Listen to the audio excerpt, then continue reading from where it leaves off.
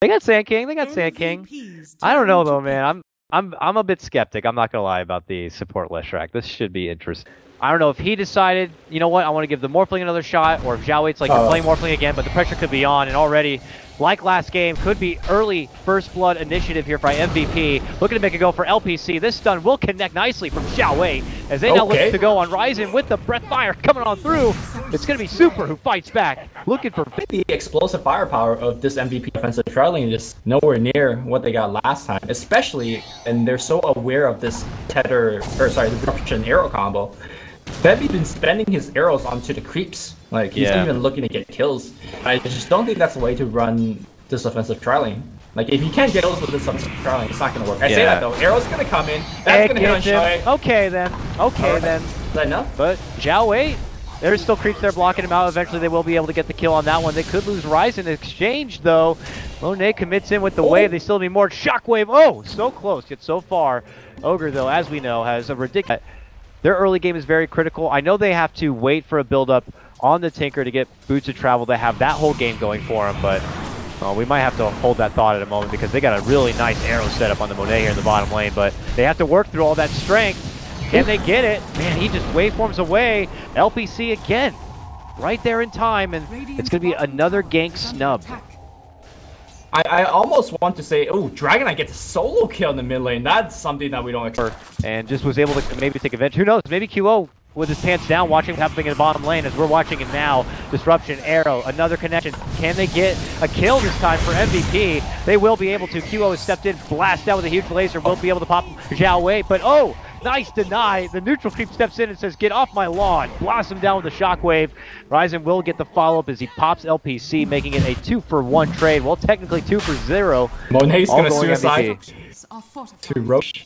They did not expect the Tinker to big AoEs to back it up, right? What are they chroning into? An arrow? A marching machine? It's just not great. Mid lane, though, now QO kind of past the river. I think he's going to be dead under the tower shot. Yeah, he is definitely dead. And it looks like Vale is going to be able to jump away, but, you know, I think he... to be on recovery mode, and that is a bit tricky on a Tinker, but they are looking for a bit of a bounce-back play here. Mid lane, jumping from Velo, gets a nice two-man chrono. They go right for the Wisp, the prime target, and the follow-up Super could be there. And they will be able to burst down through both of them. Very nice response to put themselves into. The only thing they have to worry about is Chronosphere, but, you know, Chronosphere does have a long cooldown. It looks like, Chrono or not, Vale is going to get ganked here. The Chain Stun is going to be good. Did it have the first? Yes, they do. Yes, they do. Very nice lead in there. Use that opportunity to move themselves into a tier 1 tower. Lesh always has a job pushing towers, so he'll be there in the front row helping out. But well, actually, they want to dive a little bit more. Oh, nice jump in. Comes in Meow, follow up another stun. They're looking to burst through DuBu. A dragon tail and everything, man. But here's the response. Velos jumps back from the dead, hits him with a chrono. Looking to go for Zhao Wei. Can they burst him down? Oh, nice. LPC jumping. Saves him right away with the wand pop and the tether, but not going to be enough to get the save. A stun in from Yao. Now he has to be able to walk away here, and he's not going to make it out. They get a nice connection with the arrow, and he will be going down. Super and LPC. A tag team here that's been working out throughout the game, trying to make it back in a way. Velo jumps in. Oh, how nice. A one-hit bash right there.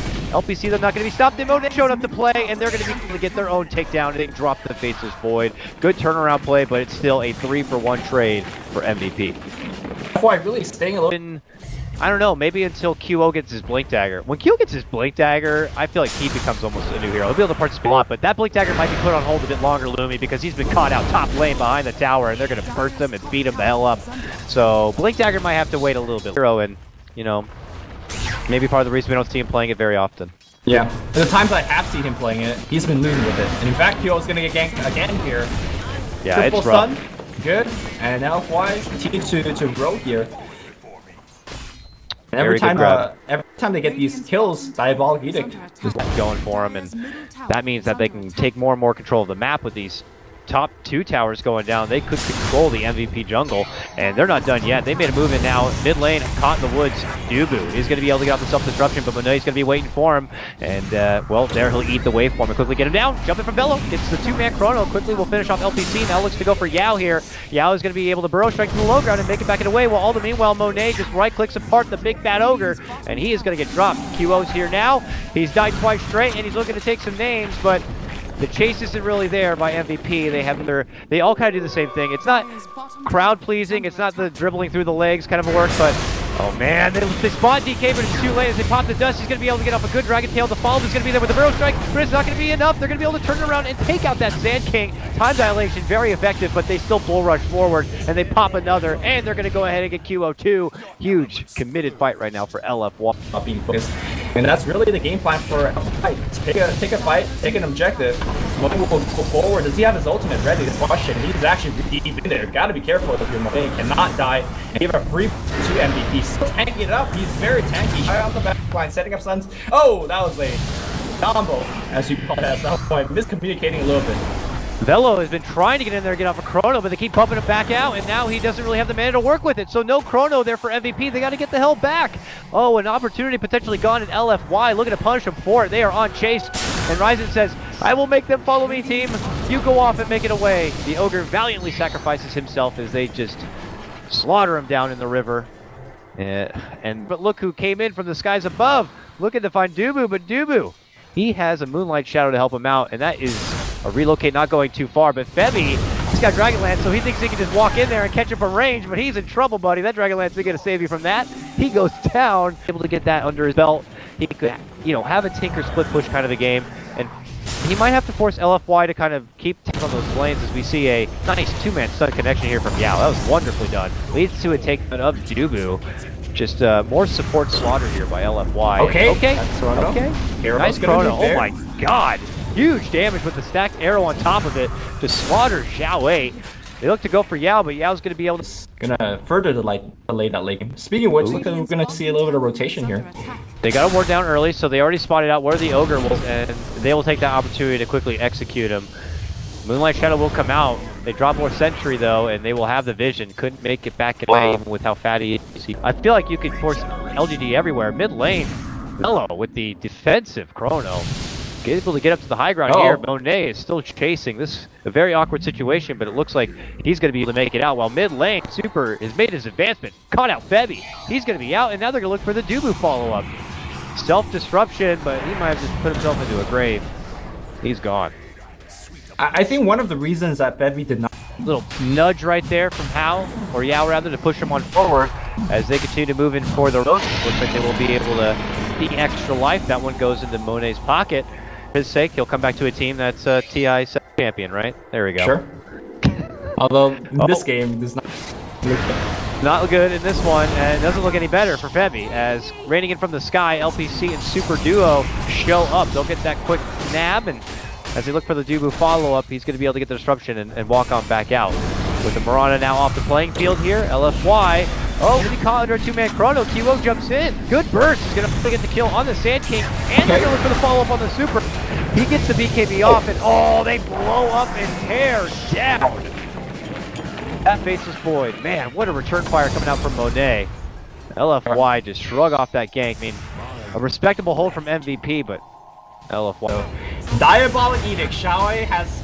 Well, he is the character. He has painted the scenario where Leshrac is actually good. And it's good this game.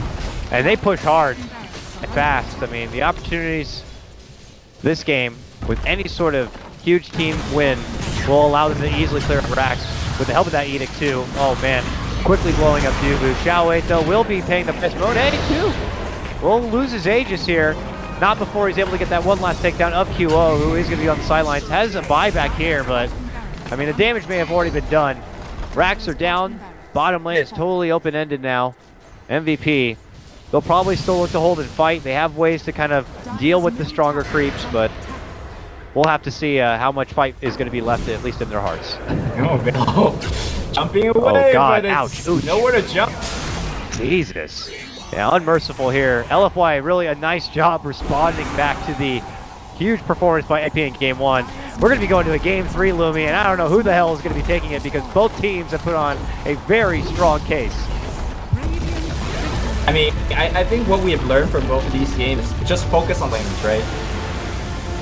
Not really. It doesn't matter how good your late game is. Take a great late game, sure, but not get there. Same thing, Morphling Game 1, great late game, not if you don't get there. So, on paper, it seemed like it was MVP that had the better laning stage. I mean, they got Ogre, right? And the other side, there's support like Shrek.